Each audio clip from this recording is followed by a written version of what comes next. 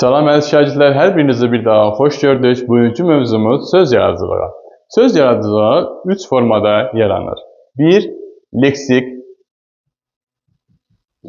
Leksik yolla yaranan sözlər öz mənalarını itirərək yeni məna talara əməl etdirir. Məsələn, əvvəlki dillərimizdə arı sözü var idi, təmiz idi, indi həşərat mənasını bildirir. Bu oldu leksik yolla yaranan söz. Yəni yeni bir vahid yaranması. Və ikinci bir məna isə morfoloji yoldur. Morfoloji. Morfoloji yolla isə bildiyimiz kimi çeşidçilər vasitəsilə yaranır. Məsələn, gül sözün kökü, güldan artıq yeni bir söz əmələ gəldi qab mənasında. Digər də var ki, o sintaktik yolladır. Sintaktik yolda isə mürəkkəb sözlərdir. Yəni, sintaksislər, sözlər vasitəsilə yaranan sözlərdir. Məsələn, dəvə, tikan. İki sözün dəvə və tikan sözlərinin birləşməsindən yarandığı üçün bu olur sintaktik üsul.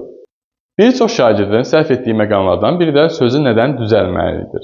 Morfoloji yolla düzələn sözlərdə sözün nədən düzəlməyi və ya sözün kökünün nə olmağı testlərdə istənilir. Bunu bir-biri ilə qarışdırmayın.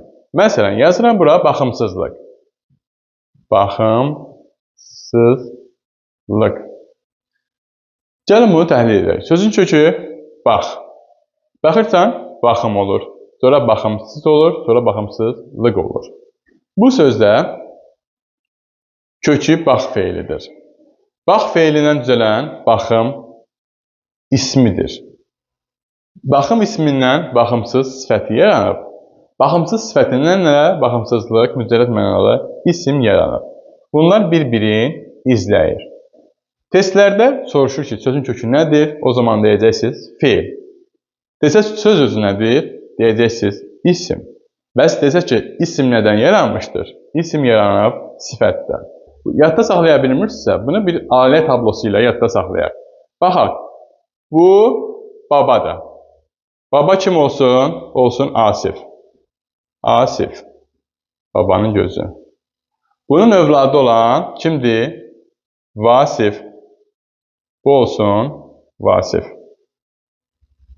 Vasifin övladının adı nədir? Olsun Asif Vasif. Bu da olsun Ağasif. Balaca bala. Bu da Ağasif. Ağasif. Deməli, baba, övlad və nəvə. Sözün kök kimdir? Asif. Sözün kökü nədir? Bax feili. Bu formada. Asifdən kim yaranıb? Övladı kimdir? Vasif. Baxdan nə yaranır? Baxım. Vasifdən kim yaranıb? Ağasif.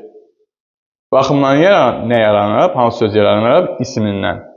Baxımsız sifəti yaranıb. Və baxımsız sifətindən də yaranan düzələn nədir? İsim, baxımsızlıq. Deməli, kök baxdı, asifdir. Sözün özü nədir? Baxımsızlıq ismidir. Yəni, söz özü ağasifdir. Ağasif nədən düzəlib? Kimdən düzəlib? Vasifdən. Baxımsızlıq nədən düzəlib? Baxımsız sifətindən düzəlib. Bu formada. Yəni, düzəlmək anlayışı ilə kök anlayışını qarışdırmayın. Qısa da olsa bir mövzumuzun da sonuna gəldik.